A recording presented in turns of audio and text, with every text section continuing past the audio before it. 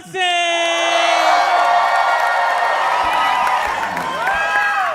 I've been very excited to come here. It's been years since I've been to Asheville, and I like being here because y'all have it all. You know, you have like street crime and woods crime. You know what I mean?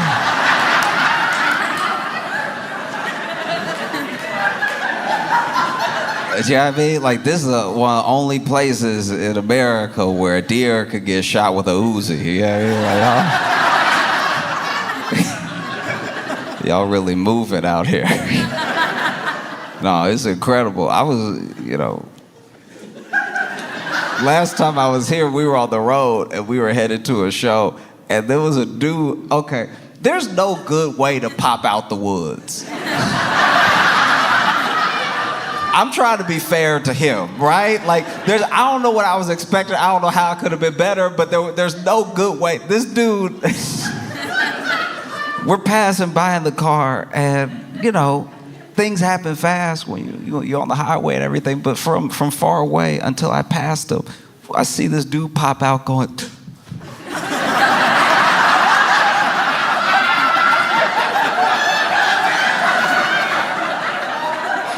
and it's so hard to tell if he needed help or if someone else needed help. Do you know what I mean? Like, you either the victim or the assailant, but you looking like you could be equal parts right now. You know what I mean? Because it wasn't like his head, like it wasn't like he had an injury or something. He's like, oh, what happened? He looked surprised that there wasn't more woods to run through. This dude popped out of the woods like there was supposed to be more trees. This man popped out of the woods and froze. And my friends and I were just looking at him in the car as we passed. One pointed, and okay. He ran out of the woods as if to be like, oh, I made it, I'm free. Or, damn, they got away. I can't tell which one it was. No, because he was dressed. It wasn't like he was a naked man, but okay, even if you're wearing clothes, there's a certain amount of legs open that make you feel naked to other people. You know what I mean? The fact that he ran out it doesn't matter that I have pants on right now. This is a very naked stance to take. This doesn't look, these aren't regular clothes stances. And so the fact that he ran out of the woods and stopped and was looking around, it's like, you might as well be naked because you're making us a naked amount of uncomfortable, you know? My man busted out of the woods. And, I wasn't next to him. I was in a car, thank God. I was in a car. But you could just tell from looking at him, he breathing heavy, which means he was running in the woods for quite a while. Looking around all low. Why? Just stand up. Like, do you know what I mean? There's nothing to hide behind now. So being this low, legs open, looking around, this is a much more comfortable position to look around in. This man ran out, and we saw him. Okay, so we saw when he busted out of the woods, we were pulling up. So we saw him bust out of the woods, and then one of my friends pointed, and I know he couldn't hear us. I know he couldn't hear us. Like you should know I know that. I know he couldn't hear us, and the windows were up. He couldn't hear us, right? But my friend was like, do you see that guy? And right when he said, do you see that guy? This man, I turned, I looked, and he looked at me. Now, I know I'm in a moving car, and he probably just looking in my direction. But I screamed like he was in the car.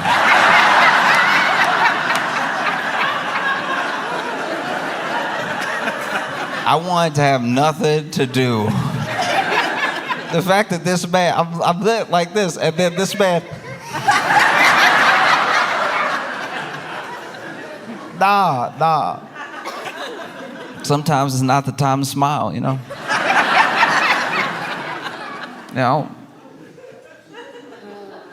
Smiling after running out of the woods I think you are the assailant. I think that you... But no, it's great to be back. It's great to be back in Asheville with you.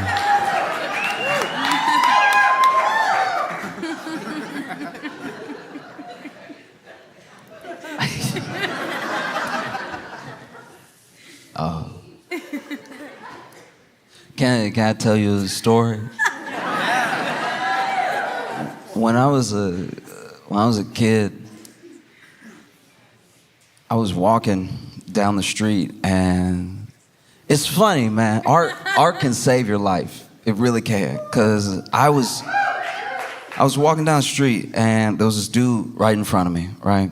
And I wasn't like too close to him, but I was just basically keeping up pace with him, and we hit a light, and so he stopped, I stopped, and I was just looking around, and I saw a new mural that had been painted, and I don't know, it just fascinated me. I took a second to look at it, and I guess the light had changed, and we had the right of way, and he went off walking, and I was still just staring at it, and then just as I decided that I had taken it in enough, I turned and got ready to take that step off the sidewalk. And then in the middle of the street, this car had, I guess, run a light and was about to run another light, and it hit that guy, the guy that I was right behind, you know?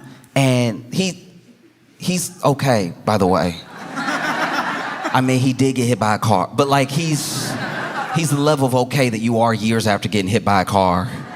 He moved on. Like, he walked away that day. It mostly hit his ass, but like it did graze him in a way that, like, because I was just a couple steps behind him and because I had been keeping pace with him for a whole street, I was like, that would have hit me square. You know? And I mean, they were trying to stop. They had slammed on the brakes. That's actually maybe one of the reasons I turned, because I started hearing the screech and I saw it, boom. And he got up, but he did bounce. Like it's like, if he bounced, I would have flown. I don't know why it is when you get hit by a car, sometimes your shoe fly off. I don't know why people don't tie their shoes tight enough, but like, this thing like hit him from behind. He spun and he went up a little bit and his shoe flew right, but his shoe took so little resistance to fly off. Like, it would be different if he had like rolled over the windshield and the shoe flew off after that. But the shoe started flying off before it looked like he was really going in the air. It looked like he had one shoe and one sandal. The shoe was so ready to fly off. Anyway.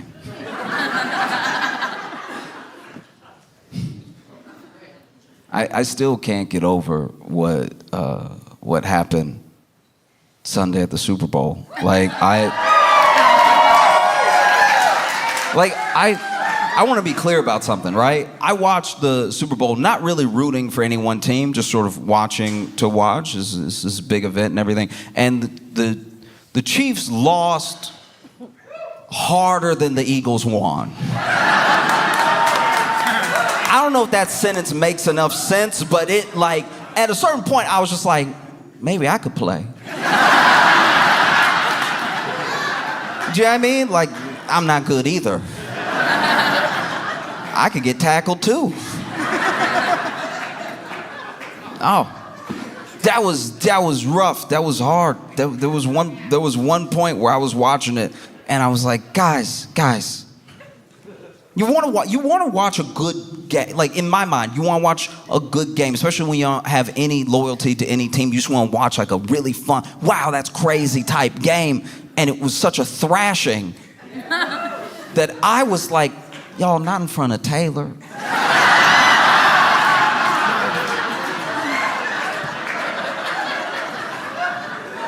Taylor done shown up and got dressed and everything. And there was one point that they went to Taylor on the camera and they booed Taylor. I was like, what did she do? Do you know what I mean? There's nothing America hates more, apparently, than a woman minding her business.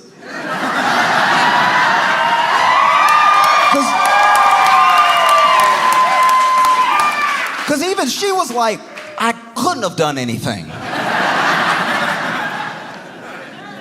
But I tell you what, you know, I want somebody to believe in me, to really, truly, from the bottom of their heart, believe in me the way those commentators believed the Chiefs could make a comeback. The things that I was hearing made me feel dumb. I started to feel like I didn't understand football at all the way they were talking. They were talking so wild about, so first 10 points that the Eagles got, they were like, hey, fun little fact for you. Every time the Chiefs win in a Super Bowl, they come from behind. I was like, what stat is that? All right. Okay. And then the Eagles scored another touchdown. They were like, well, it's only the first half. Anything could happen next half. It's like, all right. And then they have the halftime show. Then they come back from the halftime show, and then they're asking one of the announcers. They're asking one of the commentators, like, what was the mood like in the locker room for the Chiefs? Like, what was the plan? And the person they were talking to was like, they know. No, they know they like 34, 39, whatever points behind. They were mostly talking about that. They were like, oh, we got to go out there and correct that. That doesn't feel good at all. We got to do the opposite of that next time. Was the general mood in there, was to just be different than they were before. I think there was a little prayer. Yeah, they were in, they were in tough spirits, but they're going to try and make a comeback in this next, because, Taylor's here. We got to do it. And it was the third quarter. Eagles scored again. And the announcers came on, they're like, look, you never want to celebrate too early if you're the Eagles, right? Because you have no idea what these Chiefs could do. You can tell they're just trying to save the ratings as hard as possible to make it seem like there could be this 10-second comeback of 59 points or whatever they need. It was the most insane. I was like, no one has ever believed in me the way that they're like, you never know though. Even when it was the last 5 minutes, they were like, you never want to celebrate too early because that's how you can lose the game even when you are 99 points ahead, okay? It's the hubris that loses games. I'm sitting there like, do I not know how to count? Like, it's too many sevens away. I think they got it.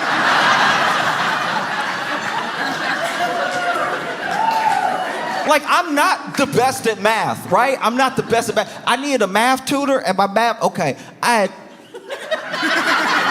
was an algebra, okay. Math is like one of the only things that I really struggle with genuinely, and not like basic math, but math once it gets conceptual, right? And so I had to take Algebra 1 twice. It's the only class in my life, I think, or maybe there's one other, but it's one of the only classes I've ever failed and had to take again, right? And so I'd take Algebra 1 twice, and I was so thankful when I finally got a C after the second time, and then they made me take Algebra 2, and I was like, last I checked, 1 + 1 is 2. I don't know what y'all are trying to do to me, okay? But I was at Algebra 1, okay, I had 2 math tutors, and one tutor quit. One tutor quit because it was, okay, they were helping me, and then I was basically getting things so wrong that they were questioning. They had to get away from me before they didn't know algebra anymore. And so then I knew I was bad. I knew that algebra was never gonna be in my job description because my second tutor, there was one time we were working on a problem and she stopped herself just short of fully saying it, but she saw me struggling so hard. This woman almost said, sound it out. And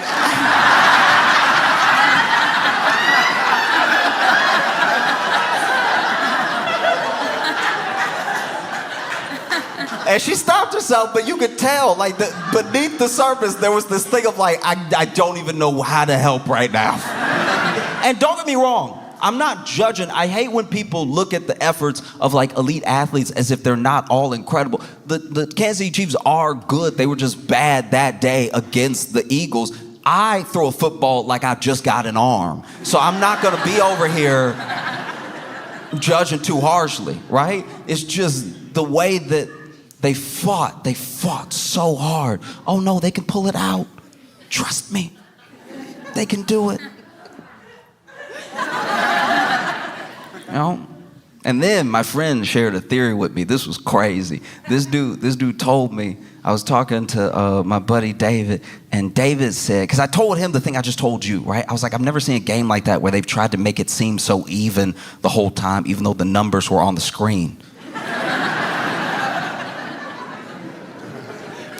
And my buddy David said that Tom Brady was one of the ones really pushing that narrative, and he thinks that it was because Tom Brady is jaded from the fact that off of this potential three-peat, people are already calling Patrick Mahomes like a GOAT, like putting him in that conversation. And so they're like, they're basically lifting up Patrick Mahomes very quickly and very young, very like, you could even maybe say a little early in his career for the GOAT conversation. And then Tom Brady, who's obsessed with the game and gave so much of his life to it, sees that and feels some type of way.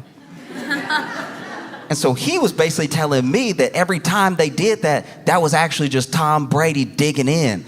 And I watched some of it again, and I think he might be right. Because it was coming off hella sassy when you watch it back with that context. Like when you see Tom Brady commentating on the game, he's like, yeah, Mahomes. I mean, you never know with these Kansas City Chiefs and how good Mahomes is. Maybe he can come back from 30 points. I mean, maybe he's just that good. We don't know, right? A lot of people are calling him the GOAT. I mean, not today, but a lot of people are calling him the GOAT. So maybe he could do it. Interesting strategy, getting sacked again. I've never seen anything, but this Patrick, he's good. He's very good. He's probably used this as a strategy to lose by so many points in the first half that he really comes back in the second half. Because he can, because he's Patrick Mahomes. You know, back when I was playing, I tried to not get sacked, but I guess if I had been sacked more and then won after that, people would be more impressed, but it's...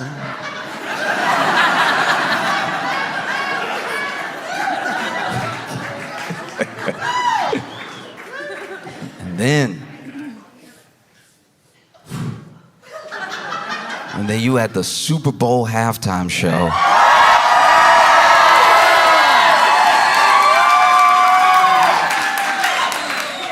By Kendrick Lamar. This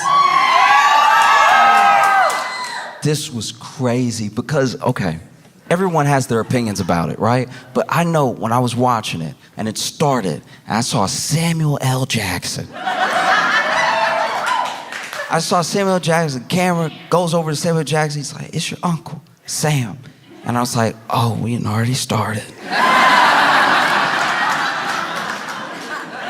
That was dope. That was dope to have Samuel Jackson as Uncle Sam was dope. Because one thing is obviously the little like wink wink, cute thing, right? But one thing that Kendrick is incredible at doing, something I haven't seen people really be able to do, whether it's through music or imagery, is layers to a story. And there's multiple layers to everything that happened, right? Samuel Jackson is playing Uncle Sam in Body of America, welcoming us to the Great American Game. The Great American Game is in the game of Kendrick's life that's about to play out, right? That's why we see the PlayStation controller on the football field, the game as in football, and the game as in the thing that we're all in, the thing that we all play. Whether you feel like you're playing it or not, you're a part of it. You know? And one thing you have to watch out, because Kendrick leaves these Easter eggs and stuff like that, you also can read so deep into it, you go off on a deep end where if you were able to talk to Kendrick, he would be like, nah. the internet is full of them. The internet is full of like, yeah, so then he had these dancers come out in red, white, and blue because Drake, because he beat Drake blue, and then you gonna see red because we beat him so much that the red comes out and Drake is white. Like, I think that's a very misguided take. But you can get there. It's very easy to get there. You start searching, hunting, trying to read into every little thing. And if you're not careful, yeah, you go off on some deep end. That's not what anybody intended, you know? And this dude says it because that's the other thing. He sets you up with some pretty fire lines that make you start digging. He specifically says, you wouldn't get the picture if I sat you for hours in front of the Louvre. So now even I'm digging. I'm like, oh, okay, yeah, the Louvre. All right. Drake is Canadian, French Canadian, the Louvre.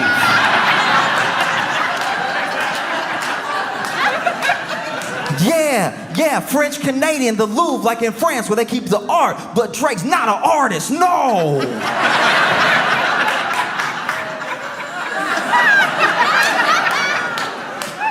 No, that might not be it. That might be, that was dumb, my bad.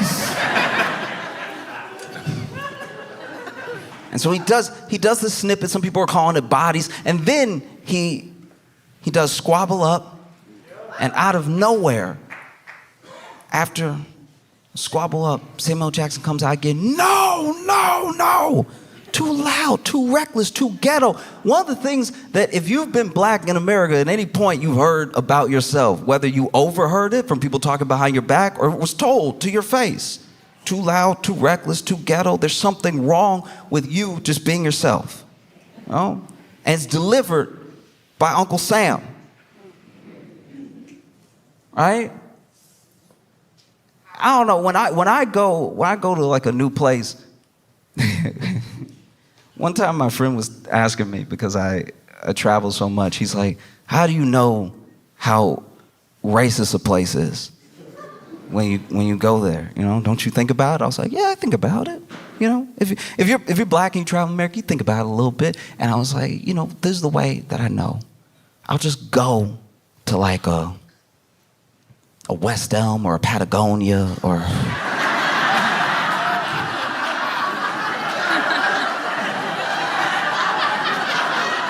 or a Lululemon, or I'll just walk in and look around, do a little shopping, and just smile at people. And however long it takes them to smile back is probably how much danger I'm in. You know, you go into Patagonia, you smiling at everybody, hey, and you get a couple smiles back quick. You're like, all right. We're safe. But if you walk into a West Elm and everybody just looking,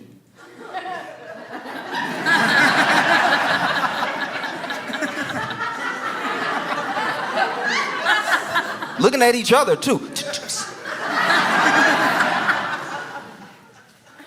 No, you say something. Somebody finally approaches. They're like,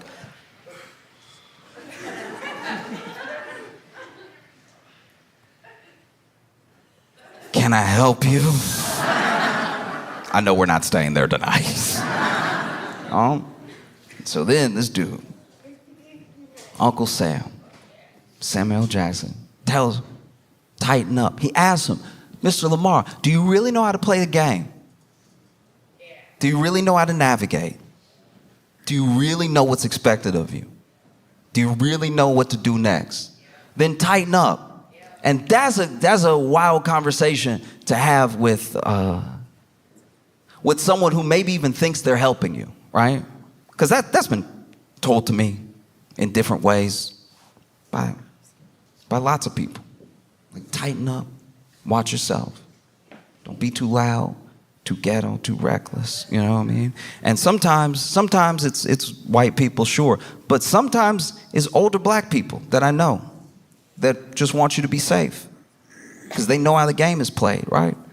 Because I don't know if you can tell by looking at me, but I'm not exactly a hard individual. Do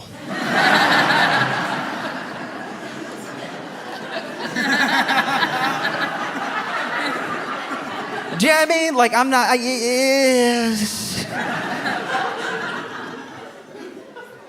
You know what I mean? Not only am I not a hard individual, I remember one time, my mama tried to raise me to be a gentleman. And there was this one time, I was in college, and I'm working on a group project, and one of our classmates was ready to go to her car, and she was like, hey, does anybody mind walking me to my car? And I was like, yeah. And then she was like, does anybody mind walking us to my car?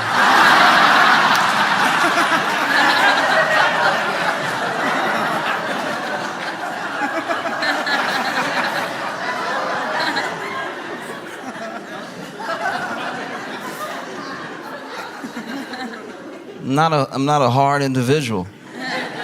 I'm smiling at everybody. Literally, I use the smile test. That's how I know if a place is safe or not. I smile. I make myself open, right? I show. I'm no threat. And I even got in trouble with my friends one time because we were walking down the street in Chicago and, made eye contact with this cop. And he was like morning, just a little passing morning. And then I didn't realize it came out like this, but apparently I was like, officer.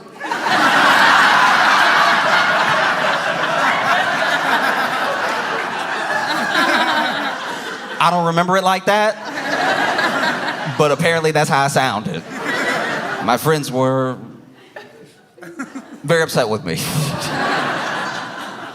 One of them said I said it like I was welcoming him home. I thought I just said, officer. Apparently I was like, officer? So once again, I'm not a hard individual. So if I've got the speech, if I've got that speech, tighten up. That's too loud, that's too reckless, that's too ghetto. If I got it, damn. There's no end to the game that you can try to play with respectability politics. You can either be yourself or you can't. And if you can't, then to whatever degree that you can't, doesn't really matter. Do you really know how to play the game? Then tighten up. It goes into Man at the Garden. And Man at the Garden is one of those things. It's a refrain. I deserve it all these things, right? And he's on the block. And you see these boys on the block, so black. Gold teeth, dreads, everything. And then they scurry. They see Uncle Sam coming. Uncle Sam walks up. Kendrick's already walked off. And he says, oh, you brought your homeboys with you. Okay, little culture cheat code. Turns to the camera and says, scorekeeper, deduct one life. And some people didn't hear it. Apparently the mixing wasn't great for everybody. So there were some people whose review of the Super Bowl halftime was pretty bad, and some people thought they were just being haters. But no, genuinely, depending on where you watched, it depended on the mix that you heard. So there were little things that Kendrick said that either went over people's heads, they didn't quite hear, music was too loud, too soft, whatever. I was watching the Super Bowl halftime on Tubi, and Tubi did incredible. Tubi knocked it out of the park. I was like, man, Tubi was like, this is our chance. We cannot mess this up. A lot of people don't know we exist. And we're literally free. We have to knock this out of the park. And they did, because I heard everything. I saw Samuel Jackson turn, scorekeeper, deduct one life, and that thing hit me hard, because that is what happens. That is part of the game. You should know that. That's one of the reasons that it's sometimes scary to stand up. It's scary to be different, because whenever you build community, they usually deduct one life. Whenever you make a movement, They deduct one life. And there are plenty of examples of it happening with black people and black culture, but it is everybody, just so you know. No matter who you are, no matter what you look like, no matter when you came to this country, try to start a union.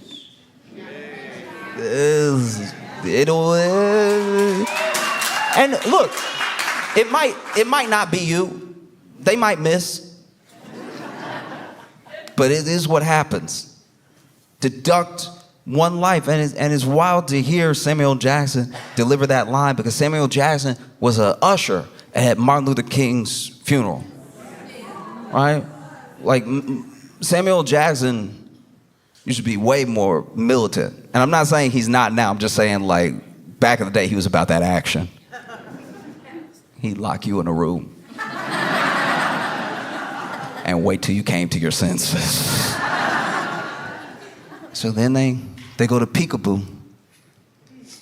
I don't know, it's just funny to me what Kendrick just played Peekaboo.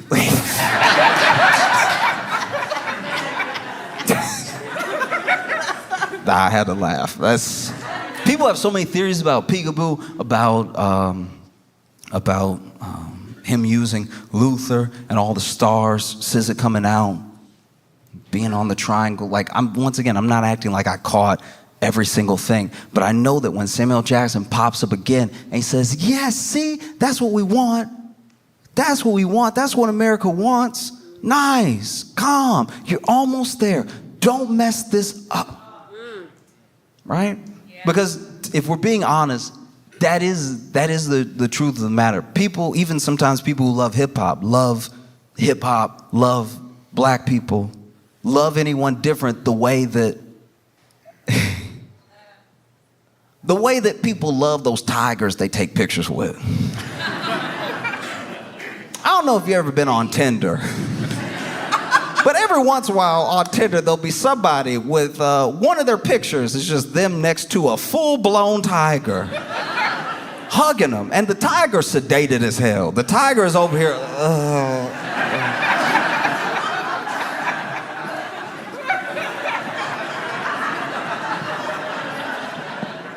And they're over there hugging its neck like they're in the Jungle Book. Like, we have to protect these beautiful animals, all right? We have to preserve their way of life. Oh, shoot him again in with the dart. He looked like he was opening his eyes for a second. So sweet, so gentle. Deep down, they're just gentle creatures. Shoot him again. He moved that leg. I don't like what that leg doing. Looked like he gonna get up. And that is how people sometimes, prefer their hip hop, prefer their protests. Why can't you just do it sedated? Why can't you just tone it down a notch, right? And then he plays Not Like Us. And people lose their minds.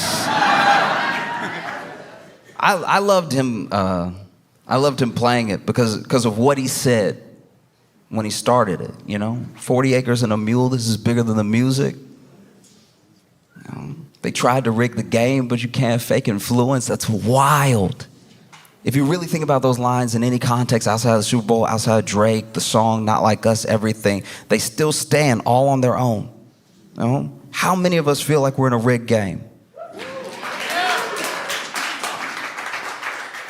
And it was beautiful to watch Not Like Us get played on that world stage,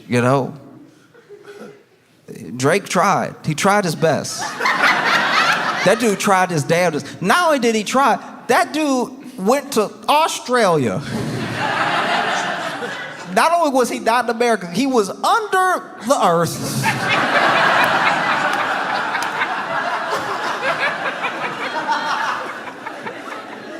This man went under earth to do, to his credit, I'm not acting like he's not a big artist. I'm not acting like he doesn't have an album dropping this weekend. I'm saying, like, this dude went under the earth to do an arena show just to make sure at least these people aren't watching the Super Bowl.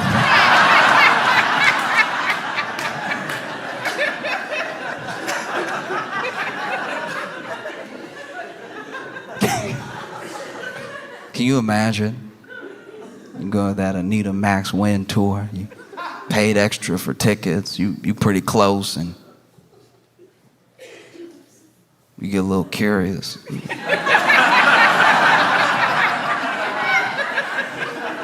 Drake on stage. What is that? What is that? Get him out of here.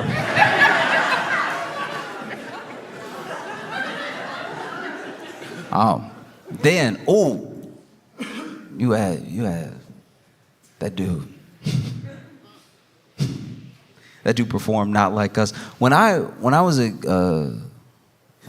like 2 years ago, I went to visit my friend. Now, my friend had a baby years before that. By the time I met his kid was 5, because we hadn't seen each other a really long time. And cutest kid.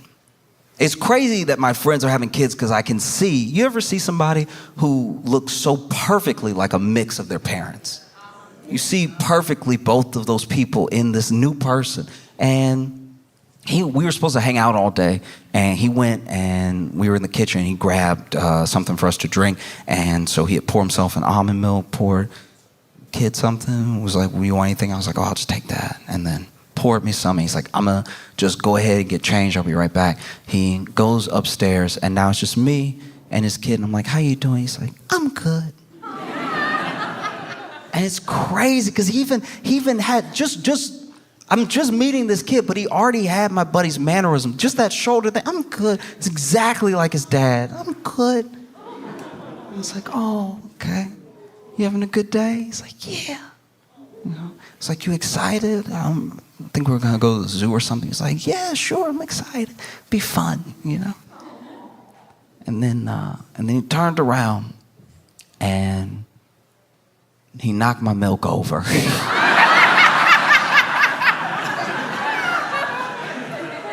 And this kid had been so sweet up until this point, I was sure it was an accident, right? Until he turned to me and he was like, "I spilled your milk."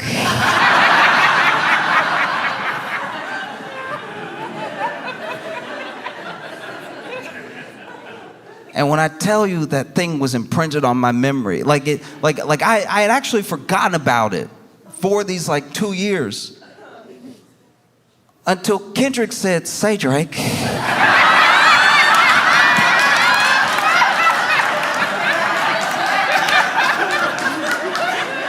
Kendrick Lamar has an incredible smile, but he always seems to use it for dastardly deeds.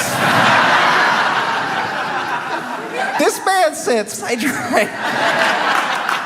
I haven't been that scared. I know he was talking to Drake, but even I was at home like, ooh. Like, that man whipped around and said, "Say, Drake," like he just ran out of the woods.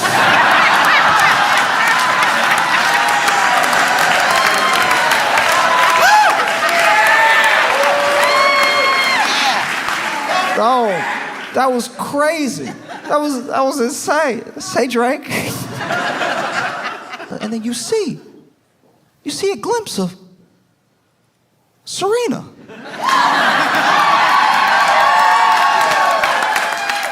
I couldn't believe I saw Serena dance. I was like, "Is that Serena?" And Kendrick and Dave Free must have known we wouldn't believe it was Serena, because then they showed her again. I was like, "Well, that is Serena!" That's Serena over there, crip walking. Which, if you pay attention to the layers, you pay attention to the storytelling, one of the most beautiful things about Serena being on stage, crip walking, dancing, right, is not just as a sort of FU to Drake, right? Because it is. Because her and Drake, you know.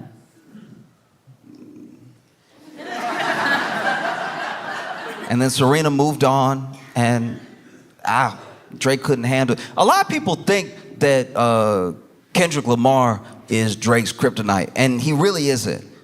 Drake's kryptonite is a woman who's moved on. Do you know what I mean? Like, there's nothing that Drake hates more than a woman minding her business.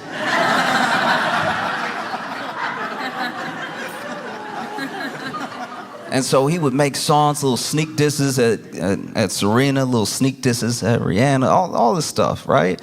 He loves beefing with women who have moved on.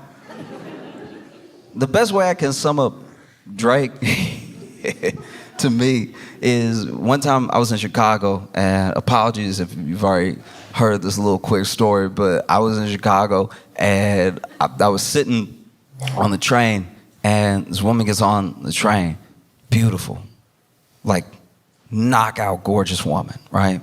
And she ended up sitting next to me, and then this other dude gets on the train, and he's sitting across from us, and he tries to holler, you know, he's like, hey, sweet thing, how you doing, right? Now, this dude, to be fair, was very good looking. He was very good looking. Like when I looked up at him, I was like, oh, you two would make sense. Very good looking dude, put together, everything. And he's like, hey, sweet thing, how you doing? What you doing? Where you going? How's your night? You know? And then she looks up from her phone and she goes, oh, nah.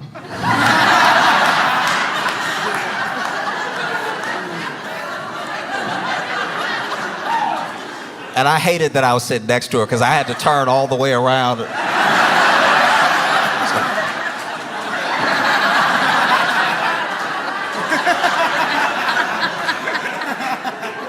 But she goes, oh, nah. And he just sits there. Sits there for like, you know, maybe 40 seconds. And then train doors open. And he looks at her and he's like, you can't hurt me. And then he got off the train.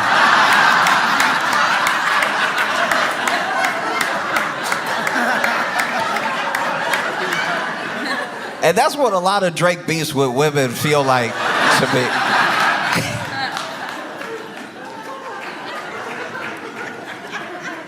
Because the layers of Serena Dance is not just like this FU to Drake. Is one, also, we're playing the game, right? We're all part of the game. And it's a black woman having a good time. It was also pre-revolutionary. You know? And if you follow Serena, and if you follow tennis, you'll know that when she did the same dance at Wimbledon, they came for her hard. They said it was too loud, too reckless, too ghetto. And now she's doing it in front of the world.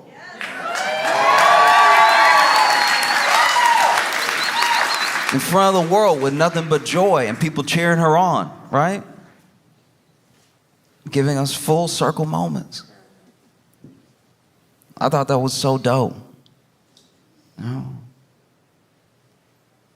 I even tried to do it. I hurt myself.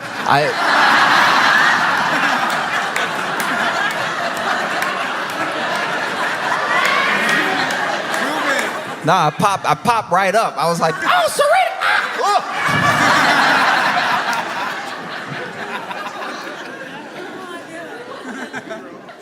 And I think that one of the most revolutionary things you can do is just have joy. Just have a good time. I watch so many people just having fun. I watch people watch it and have fun. That warmed my heart just to see so many people having a good time. I know it wasn't for everybody. I know there were some people that thought it was boring, they didn't like it or whatever. And he said ahead of time, you wouldn't get the picture if I sat you for hours in front of the Louvre. So it may not be for you, and that's okay. But I watched so many people have such a good time. It was dope, you know? And it's more than fitting. It's a blessing. It's an honor to talk with you about this, about black music, about black joy at the Orange Peel in Asheville, North Carolina, a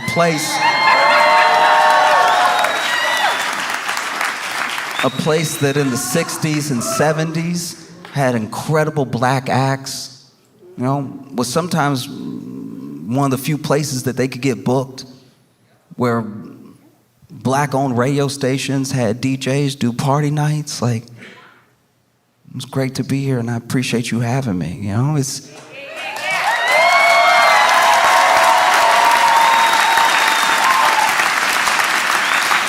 I think that for the most part, when I think about the halftime show, and when I rewatch it for the 100th time, There were so many people that were critical of Kendrick. It should have been more. He should have done more. He should have like gone up there, been more militant. He should have done this, should have done this. And it's like, look, can I just tell you, I'm not trying to be a bummer when I say this, but like everything you've ever watched that ever went out on a broadcast that you thought was revolutionary or you thought was ultra militant was approved for you to see by a corporate lawyer. Like all of it was, you know? In fact, whenever a moment gets through that's not that thing, that person usually faces swift consequences. There are so many people that are like, no, he didn't go far enough. He could have done so much more. And it's like, look, I understand. That's what people are saying. But if you really believe that, if you really believe that he should have done so much more, I can tell you this, art can save your life.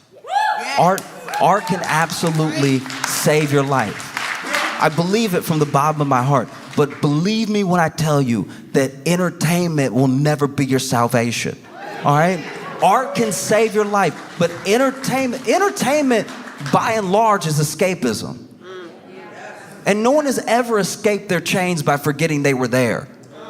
So you cannot, when I tell you, you will not be saved through entertainment alone. Expecting Kendrick to rap so good that Trump is like, I'ma stop.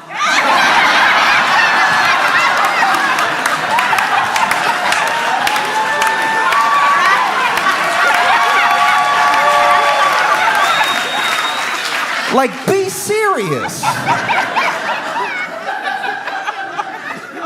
If you really believe that, if you really believe he didn't go far enough, he didn't do enough, there was so much more he could have done, forget the symbolism, forget the double entendres. He should have spoke plainly. He should have put it all out there. I have great news for you. There are these things called books, right? There's these things called books, and every revolutionary that the government was scared enough to murder, almost all of them wrote one before they died. And they're so confident that you won't read it, they have it for free at the library.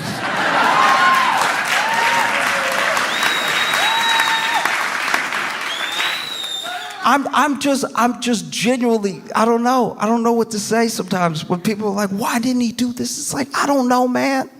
I'm not in his head. You know, he's great.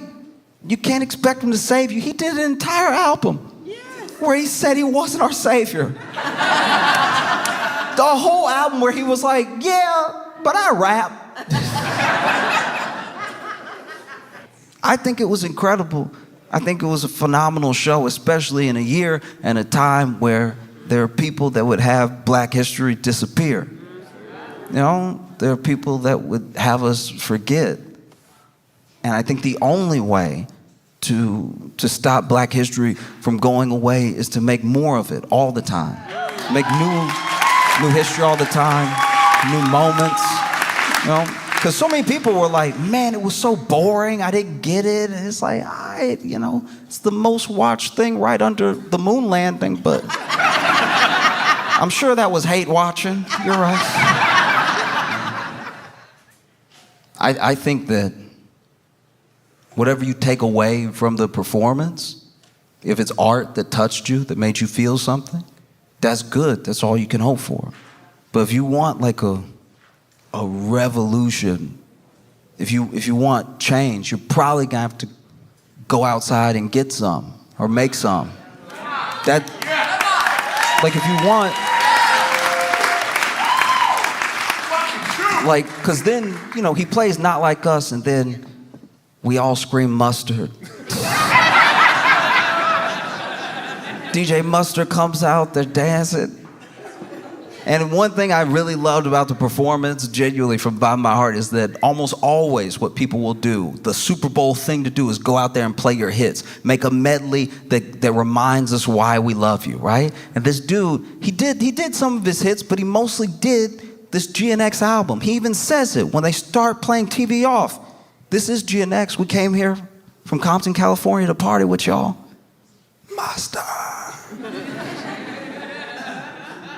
You know? Then the Super Bowl halftime show ends after he Hits that TV off, game over, cold, cold stuff. And then they come back. Tom Brady's like, well, let's see if Patrick Mahomes can like really bring it home. Like, he's so good. I've heard he's great. I've heard he's fantastic. So I'm sure he can come back from this 2,000-point deficit.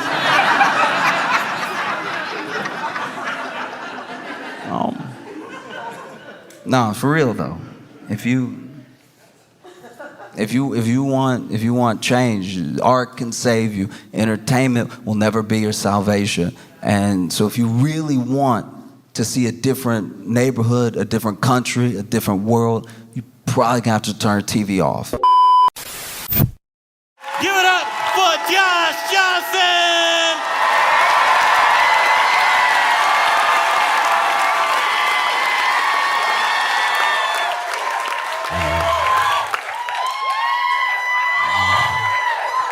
I try to be an optimistic person, I really do. But this does feel like a weird year to have Christmas.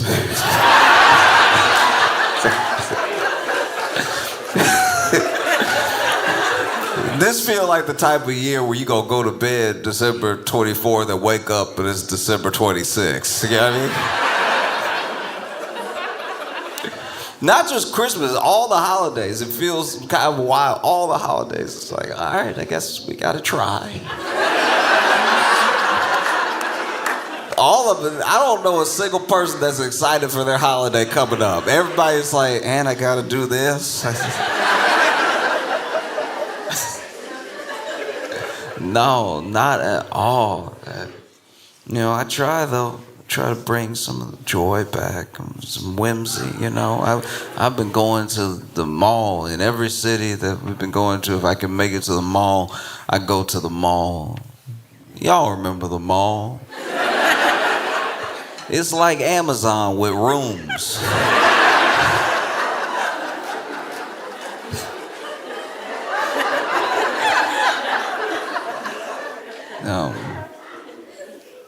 And when I go to the mall now, especially this time of year, I look for Santa. You know what I mean? Because nobody's going to Santa anymore. It's actually really sad. Like no, you go to the mall and no one is going to Santa at all. It's like we've lost it socially. Like it's not happening. Even when you look at social, you're seeing less and less people post pictures with their kids with Santa and stuff like that. Like, we're just not doing Santa. I don't even know if they tell kids about Santa anymore. It seems like they don't tell kids about Santa. My friends have kids, and I don't know a single kid that's like, oh, I'm hoping Santa brings me. All of them got an Amazon wish list. They all. We've lost it. We've lost that like touch of whimsy. We have, you know, now the kid knows. The kid had the wish list, had it all picked out, emailed you. And now if everything not on the list, they're like, I guess times must be tough.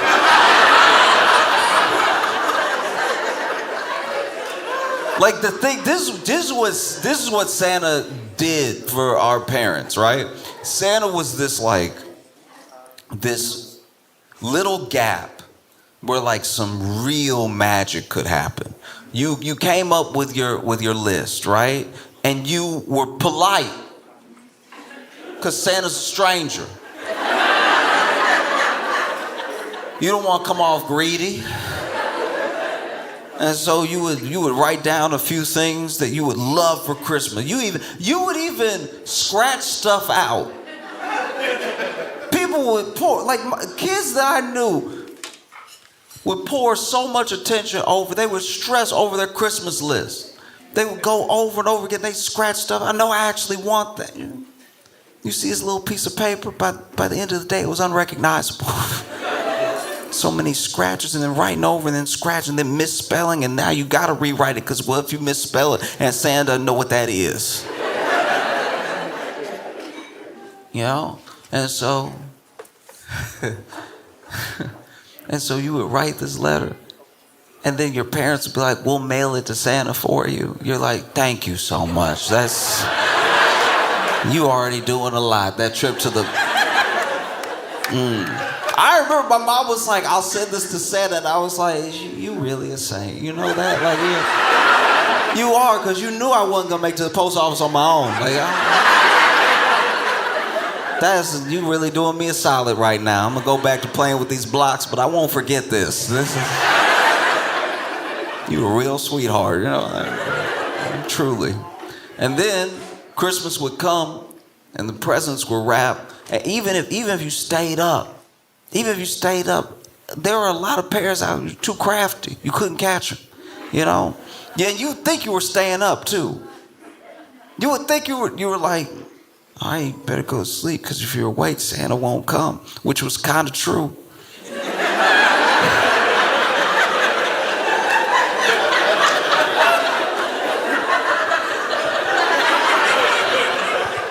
I was like, all right, okay. And then, you go to sleep. I remember one time I went to sleep. This was Christmas Eve. Went to sleep. Woke up middle of the night. I was terrified. I was like, he gotta know this one not my fault. Like, he gotta. And I woke up because I needed to go to the bathroom. And so I was laying in bed and I was like,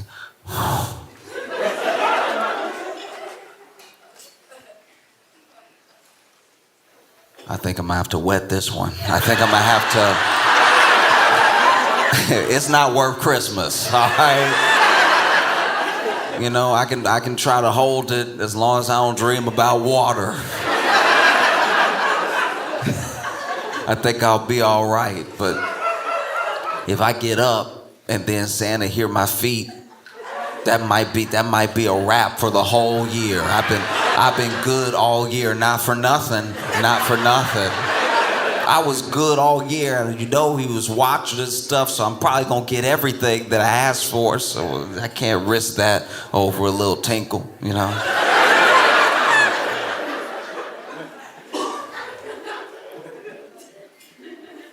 And so then Christmas Day comes. Wow.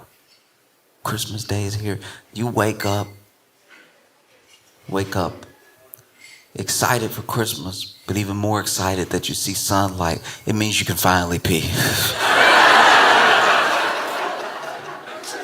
And so you bust out of the bed and you run to the bathroom and the door is closed. Someone's in there. And you're like, all right, I've waited for hours. I guess I can wait a little longer. They come out of the bathroom. They're like, Merry Christmas. You know, there's no time. All right. You rush past them, slam the door. You come out. After you wash your hands, you're like, I'm sorry about that. All right. I've been dealing with a lot. Christmas morning, it's time to open presents. You sitting there and you see a bunch of boxes. You see a bunch of boxes, and some of them aren't even boxes. Some of them just gift wrap lumps. And the lumps worry you because you're like, I don't think I asked for anything lumpy. I don't know. This might be for somebody else. He might be confused. You sit down and maybe every family does it differently. Maybe each person opens a gift and they all take turns and you're all like, that's great for you. You know what I mean? Like, or maybe you get to open all yours and someone gets to open all theirs and everything. And I was the only child, and I was the first grandbaby in I think a decade or something. So it really was like my mom, my aunt, my dad, my grandma, my grandpa were all in on Christmas for just me. I was so blessed that they really were excited to see me open these gifts. I didn't have to yeah, I never had to like fight for that sort of attention or anything. They were very excited to see my reaction, right? Which is a blessing. And let's just call it a double-edged sword. Because now, without me realizing, there's a bunch of pressure for me to like every gift because each gift was from one of them, you know? And so I started opening gifts. And, you know, there were some years where I was very blessed. I had a bunch of gifts, some years where I got a few gifts, but they were exactly what I wanted, you know? So I started opening gifts, and maybe my grandma would hand me one and be like, this is from Santa, you know? I'd be like, all right.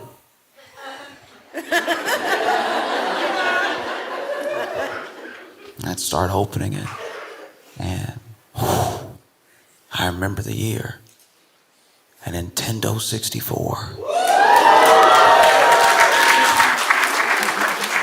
I didn't know how unproductive my life was about to get. I didn't know. I was about to have a rough year in math. Because they got me an N64 and they got me Diddy Kong Racing. A true N64 classic. I didn't know it at the time, but I was a part of history.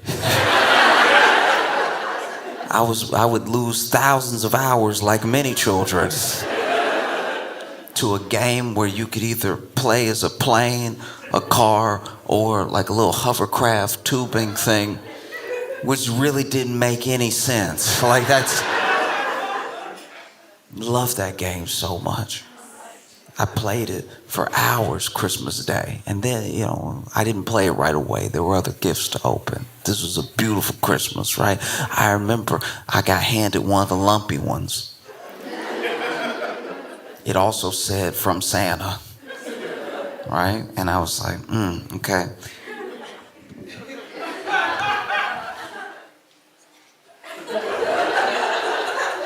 And I opened it, and it was 2 shirts. Not to sound ungrateful, but as someone with shirts,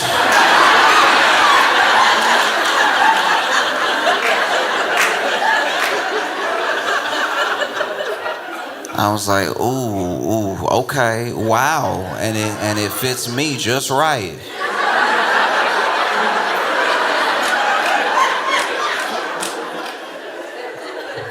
I know he wrote Josh, but he must have meant another name. This needs to go to someone who doesn't have shirts. It's just... Because then when you would open these gifts, you would think back to when you went to see Santa and you told him about this, and he was like, oh, yes, that sounds doable.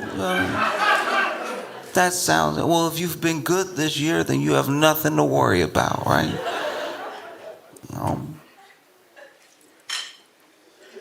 And then you would think back to that thing when you open the gift and you're like, oh, this is what he was talking about. He said I didn't have anything to worry about and my man came through. You know? And then, you know, as the years pass, you know, you find out. You find out, and like Christmas, it doesn't necessarily lose its magic. It just morphs into a different thing. Because one thing that my family would do, I don't know about anybody else, because there are some families where I completely understand. I really don't judge how you try to enjoy the holiday or raise your family, but there are some people that I knew growing up who Santa didn't come to their house because their parents were like, no, I got it.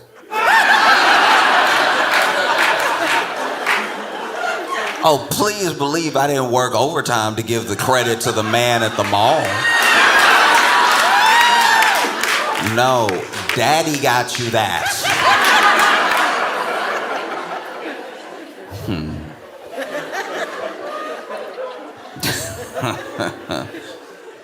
I remember one time my friend was my friend's dad was talking about it, and because he had said something about like, but what about when Santa comes? That's like all I heard in the conversation. But what about when Santa comes? And he was like, Santa work 1 month out of the year.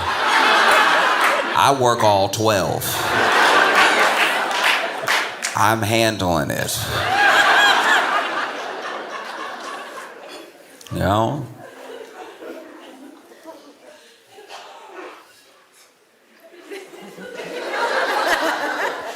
I remember this is like right at the cusp of me finding out, right? So this is like right before I found out, okay? But I remember being like, I was still a kid. I wasn't like itty bitty. I was where you start putting it together. And because I come from this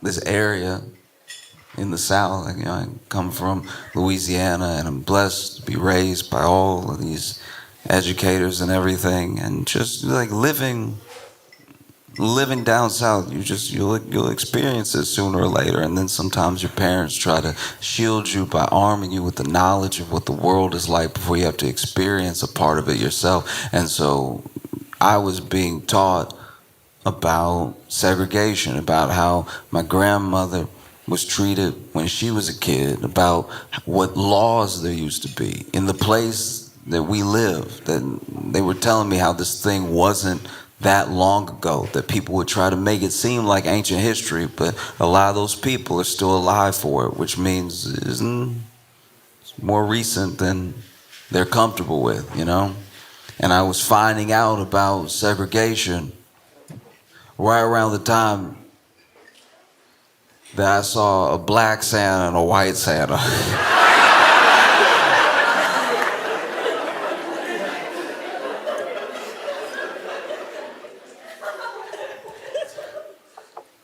So I remember going to the mall that year and seeing Santa, and he was white. And I sat in his lap like all those other years, and I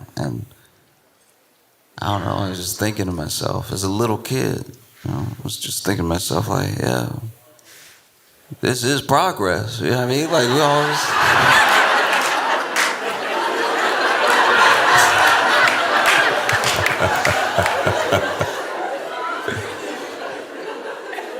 Because also, you're so little when you were going to Santa, especially in the 90s, when you would go to Santa, that it was a whole other year later. You didn't really put it together that this Santa didn't look like the last Santa.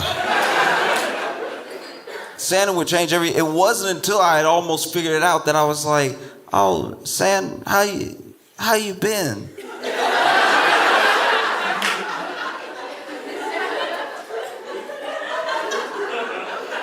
This man's like, what do you mean? I'm like, oh, you just, you just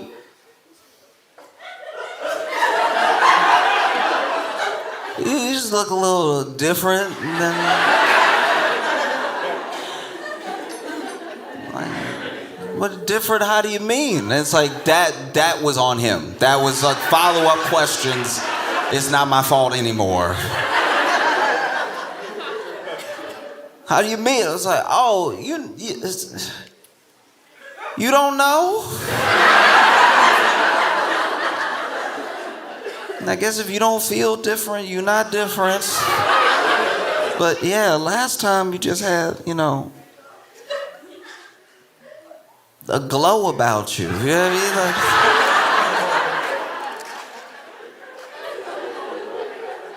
mean? Because not everybody had the same loving experiences with Santa that I did. I'm aware some people had their bad, their bad experiences. My friend wrote a letter to Santa, because that's how his parents had him do it. They were like trying to teach him letter writing and penmanship and everything. They were like, you got to write a letter to Santa, and the letter to Santa has to be clear, it has to be legible, and you have to write it like a letter. Dear Santa, say exactly what you want, and make sure you sign off, sincerely yours, your name, right? Write a letter. And so he wrote a letter to Santa, and then he didn't get what he wanted that year, and he was so disappointed. You know, that the next year, this is what they made him do every year. The next year, he wrote a letter to Santa again, but instead of making requests, this time he was just sort of airing his grievances.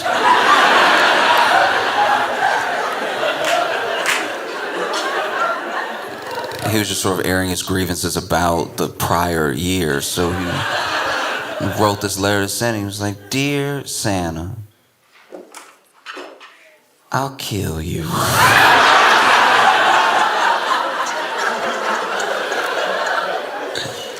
You think you can play with me?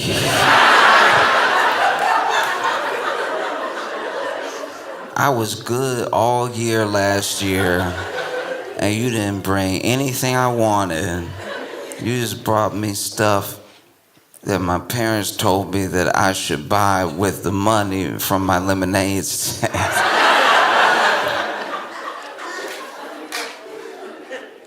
How are you gonna take their side over mine? Thanks for nothing.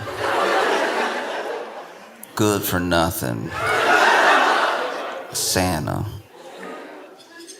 Sincerely yours, Roger.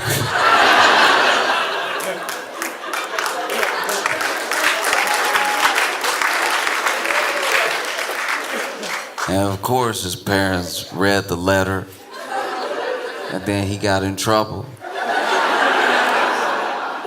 And he felt even more betrayed. He was like, "You read my letter to Santa?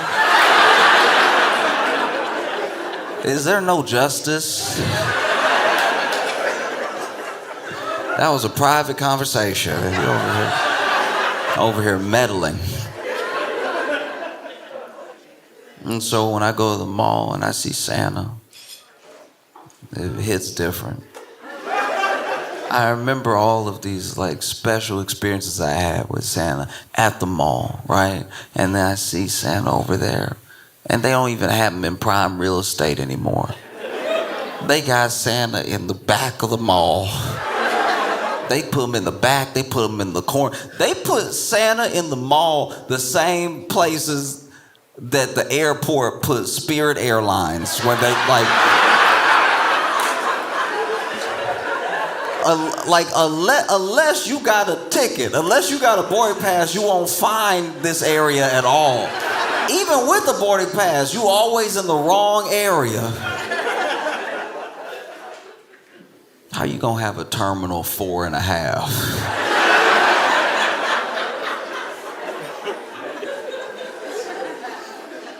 You know Spirit Airlines, it's the Waffle House of airlines. I've actually flown Spirit plenty of times, and I love to see a fight. I love to see a fight. Because here's the thing. And I know Spirit gets like a bad reputation because basically everything that is happening on other airlines is just happening on Spirit, but Spirit takes you to a place where you're willing to go to jail. Like you just like you're like ready. You know what I mean? You ready. And so a fight on Spirit Air, because I'll give you an example. I've seen a bunch of almost fights on Delta. I've seen a lot of almost fights on Delta because what Delta will do is that they will put your layover, they'll make your layover 12 seconds. So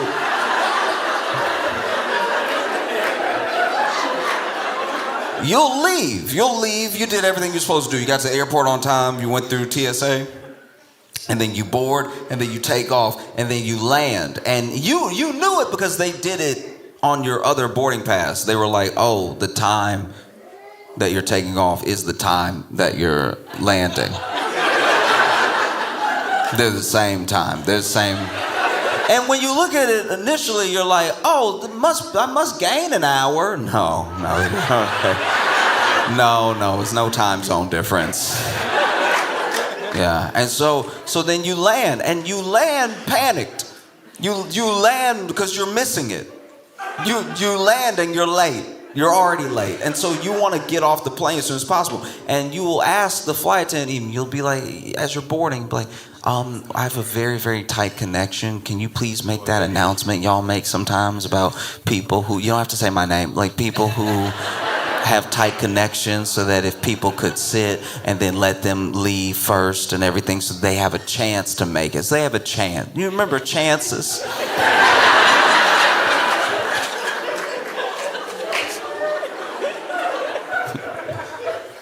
And I remember the last time I asked a flight attendant to do this because my entire group, we had such a tight layover that I was like, it is a significant amount of people on the plane that have to get to the next gate, which isn't close because that's also too much to ask.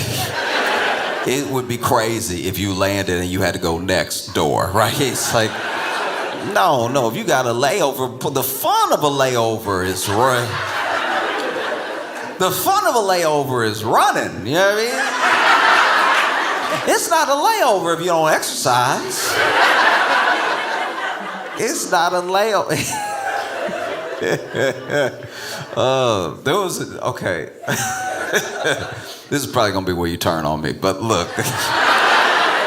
There was a flight I was on one time where where we landed was my final destination. But those people had like a tight layover. So then they made the announcement. And when they make the announcement, I just sit. I do my best to just sit. Unless the person who needs to get out is like in the window or something. Now I'm like, oh, okay, well, this is also why it doesn't work. Because a bunch of the people that don't have the layover didn't all have aisle seats. Like you basically pushed a bunch of people into the aisle to try to get around them.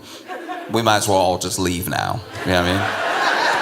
We're actually holding it up now by other people letting you be like, I'm sorry, I'm so sorry, I'm sorry, I'm sorry. And like letting you pass where there's no room. Aisles weren't made for people. It was made for one person. So when someone's getting by, I'm so sorry. I'm sorry.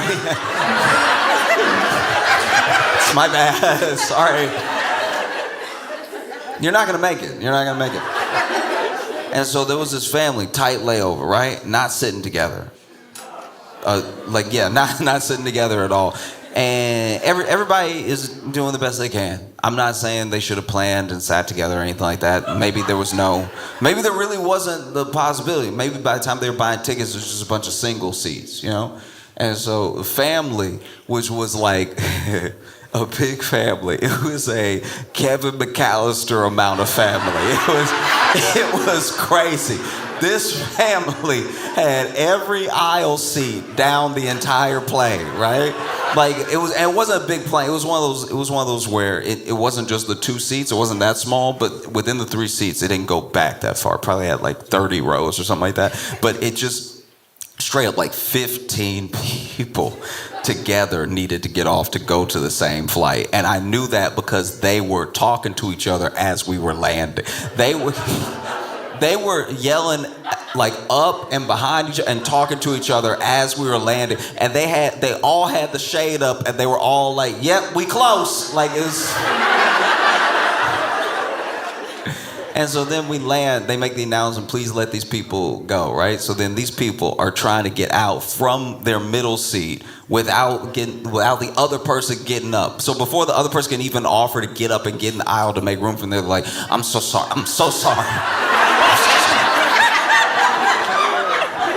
Sorry. Right? If you climb me, don't say excuse me. Do you know what I mean? Like if you give me, if I'm sitting. I'm sitting.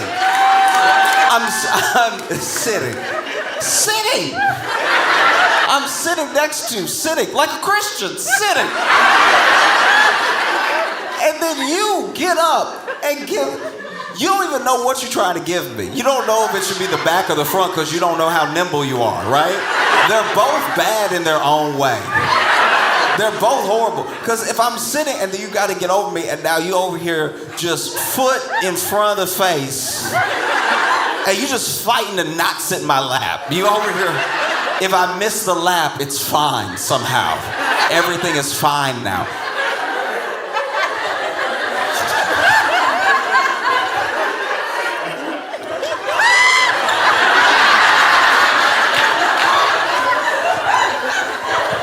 And I gotta sit there like that didn't happen. That's crazy. I don't know what's worse. I've had back and I've had front. Front is crazy, because front is a relationship.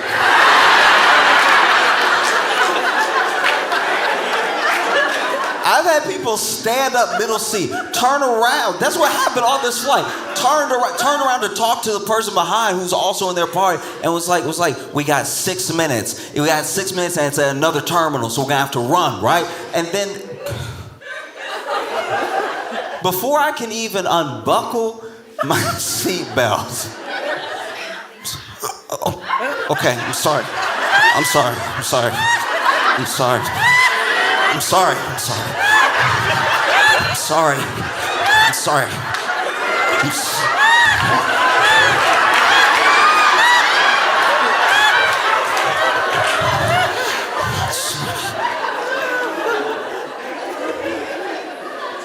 Climbed over me front facing. Whole time I got posted up like this, posted up elbow. Trying to block something. Falls on me. Then gets up, gets in the aisle. I was like, where are you going? We married now.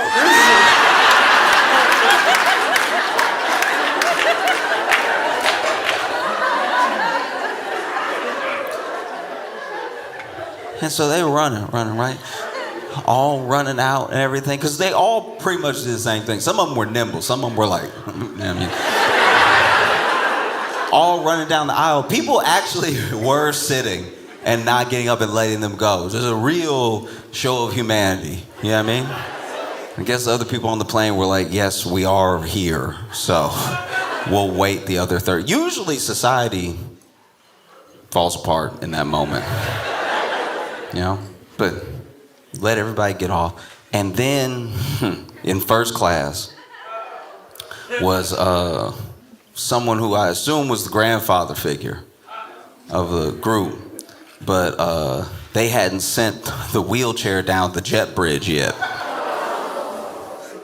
And so Grandpa was sitting in like row 2, aisle C, watching his family run, and then one of them bringing up the rear was like, Grandpa, come on. And he was like, did you forget?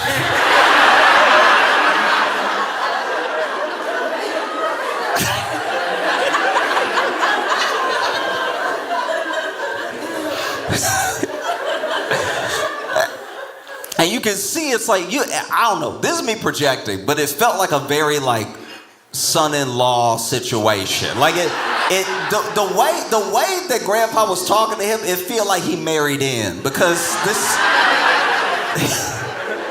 unless he just really doesn't respect his own blood like that, this was crazy, right? Did you forget? And then he's like, okay, I'll see if they can send a wheelchair down and everything. And he was like, go without me.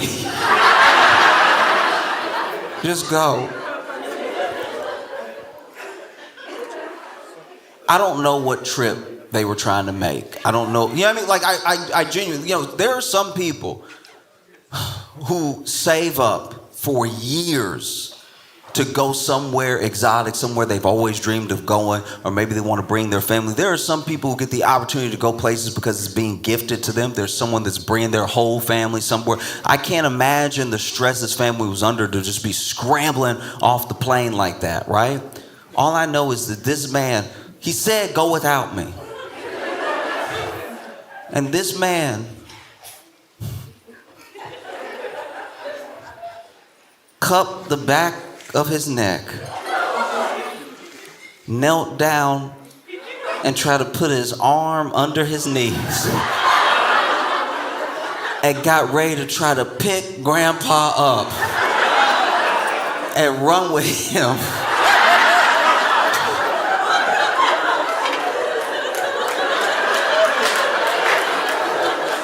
Panic is one thing, but like, never let panic give you confidence.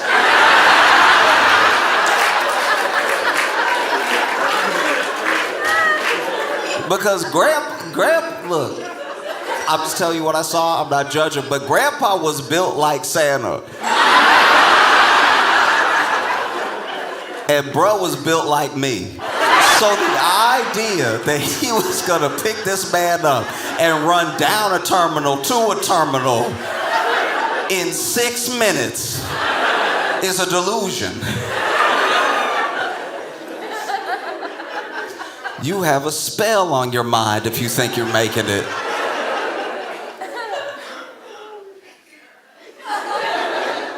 He got grandpa legs right about here.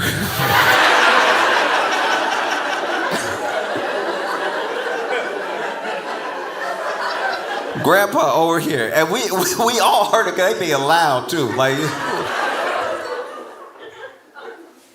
what are you doing?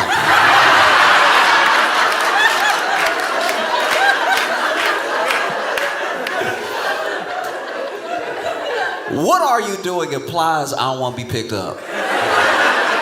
What are you doing? You know what he's doing. You grown. You know what he's doing. But what are you doing is your way of saying stop, right? And I don't know. He believes in himself. He trying to make the flight. He bends his knees and gives it a shot.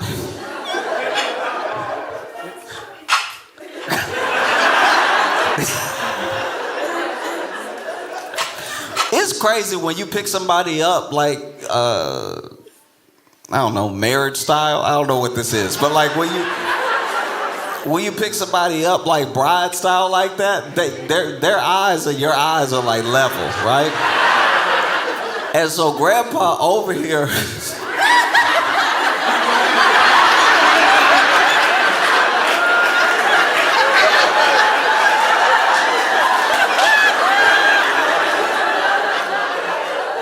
Now son-in-law straining. Now he over here.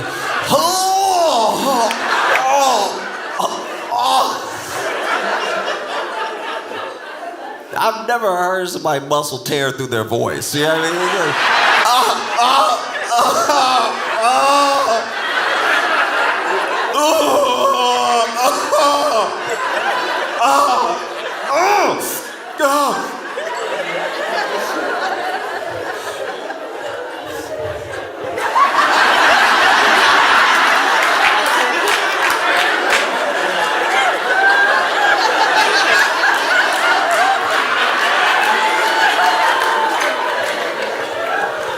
are you done?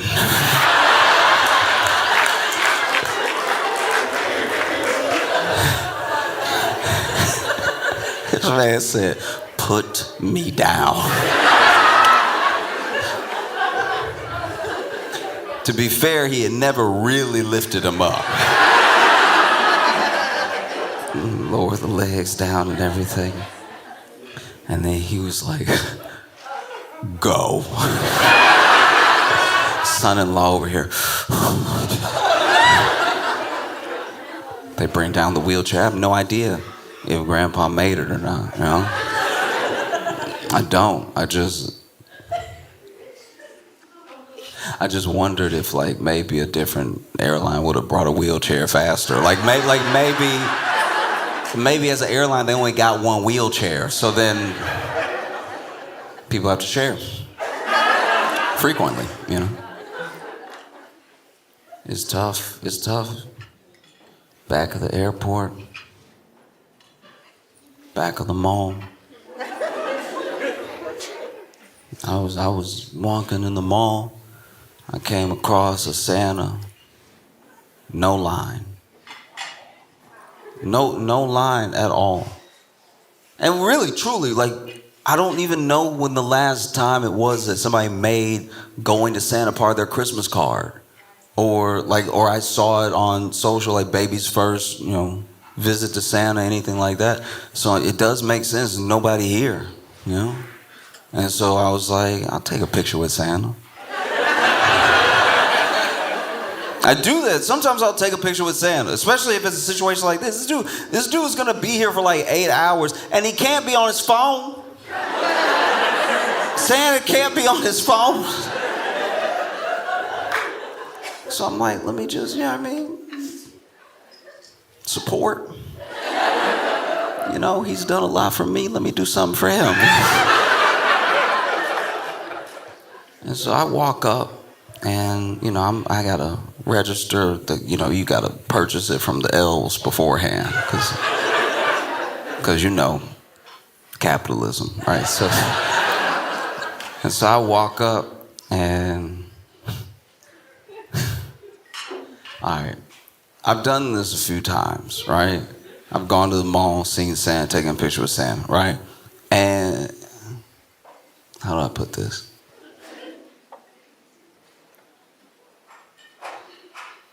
They are nice to me in a way that's disrespectful.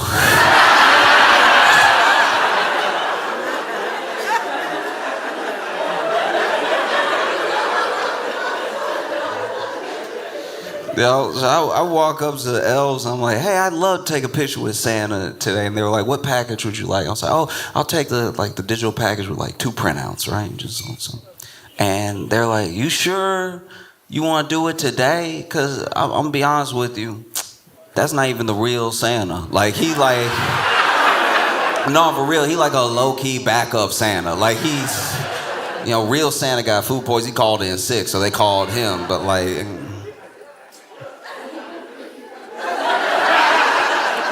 and I was like, well, I'm only here today, so yeah, let's do it. He's like, are you sure? Then the elf pulled out a picture of the other Santa with another family and was like, this is what you're missing out for.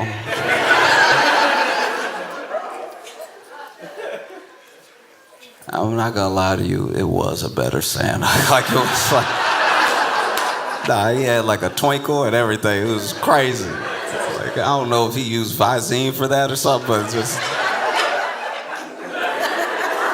you know what I mean? Like, you could hear it. You could hear, you looked at the picture, it felt like you could hear his dimples. You know what I mean? You know?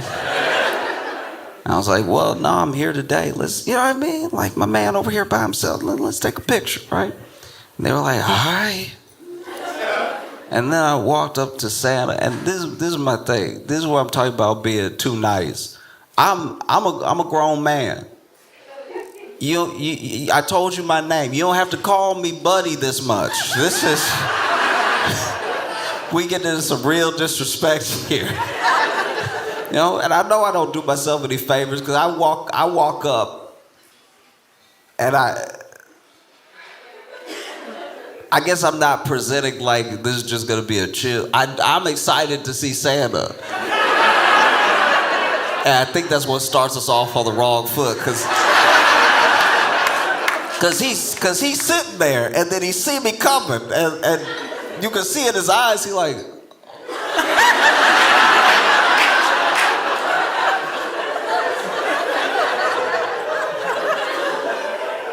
What always hurt me is they look behind me for a family, and they.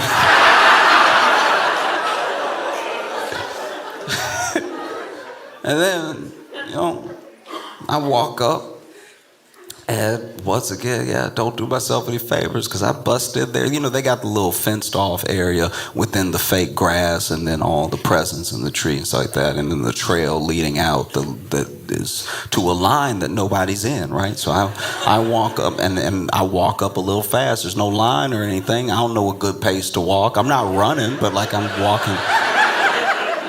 You know what I mean? I know where I'm going, and y'all made that snake line like it's gonna be the bank. You know what I'm talking about? They got extra fence like there's gonna be a line. There's no line. So then I'm trying to get to it. It's awkward. He's sitting over there, he a maze away. I'm just getting it over with, right? I'm sure from his perspective, because he's being still, it look like I'm running, but I'm not running. I'm walking. I'm walking with some pace, right? But then I walk up, and then as soon as I get through the gate, and I walk up to him like, "How's it going, Sam?" And that is too much. That now he doesn't know who he dealing with. Like now he extra nice because he's unsure.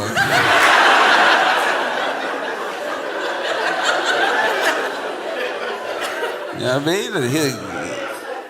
Man, over here, and this is my thing. I know we two grown men, but like, you gotta stay in character. You know what I mean? Like, cause I roll up, I'm like, "Hi, Santa," and he's like, "Oh."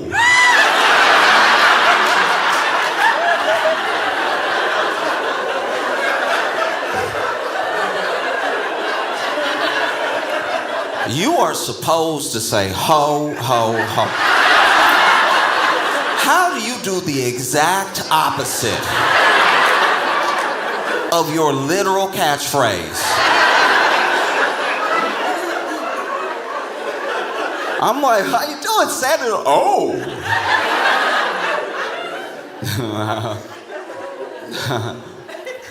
How are you? What's your name? And then I was like, I'm Josh. And I know that by using my thumb to point at myself, I know that was a wild move. If you use your thumb to point at yourself, you probably don't do everything yourself. If you're using your thumb to point at yourself, you're probably 12. You're very proud of a certificate you just earned or something. It's like, what's your name? I'm Josh. Oh. There it is again. Why are you doing that? You know what I mean? And so, you know, he's sitting there, and there's a chair. There's a chair. There's nowhere else. You have to sit in Santa's lap. It's part of the experience. You do. And so the fact that maybe I seem eager, that's fair. I seem a little eager. And that's on me. I should be cooler about it. I should walk, you know what I mean? I shouldn't jump, yeah, so. But yeah, I go ahead, sit in Santa's lap, and, you know, he even had the little, like, yeah, like, he knows they built it this way. This is how you're supposed to do it, so that.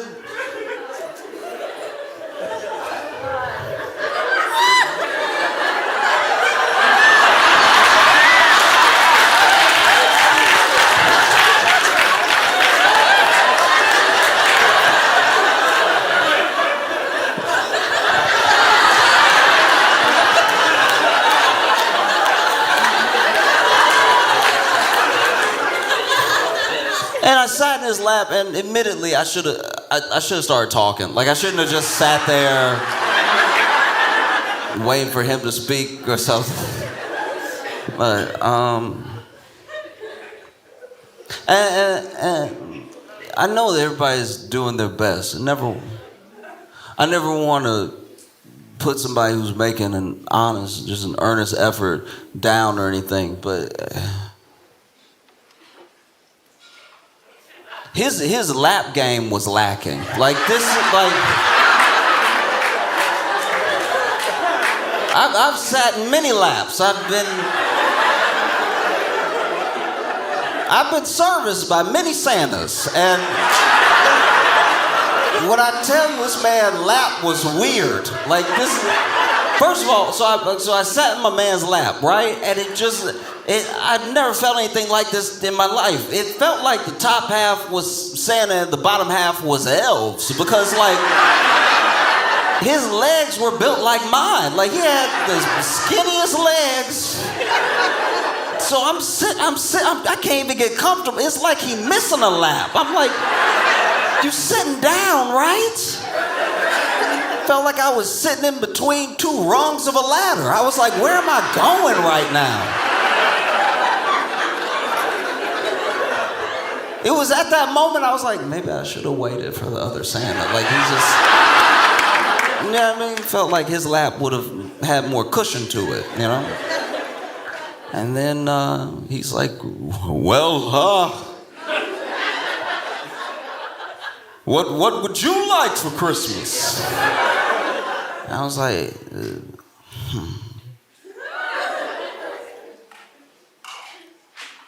Santa, I would love the Millennium Falcon Lego set, the one that came out in 2004 with about 3,000 pieces to it. It's very hard to find online, and if you could get me that, that would make my entire Christmas. And I think my specificity hurt me here because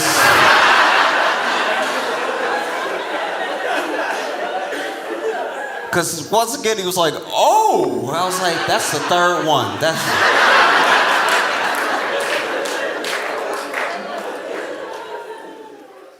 This man said, oh, ooh. I hope that works out for you.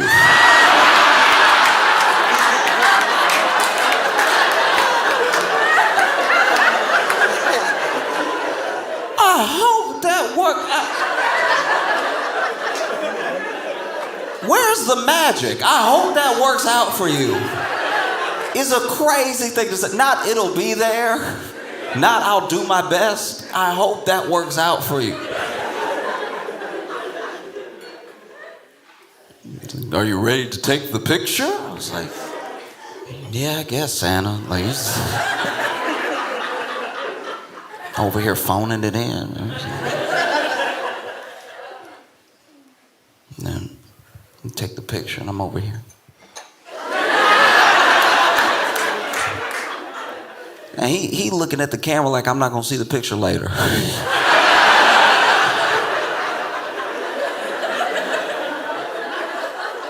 Cause I'm grinning ear to ear. I'm with Santa. This man.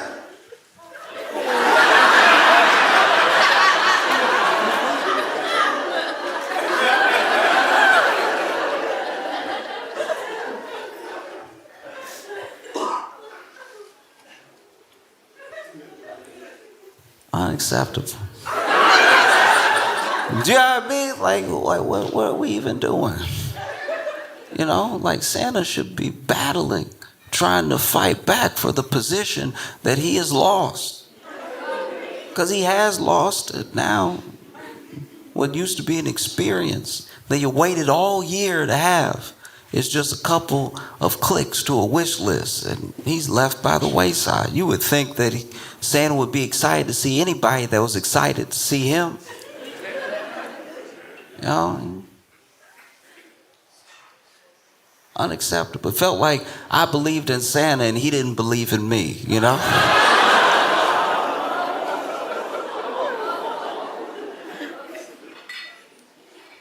And so, you know, I get off Santa. Takes a second because I don't know, it was weird. It was like I was so sunken in to the cushion because there was no lap or anything that I was genuinely like over here.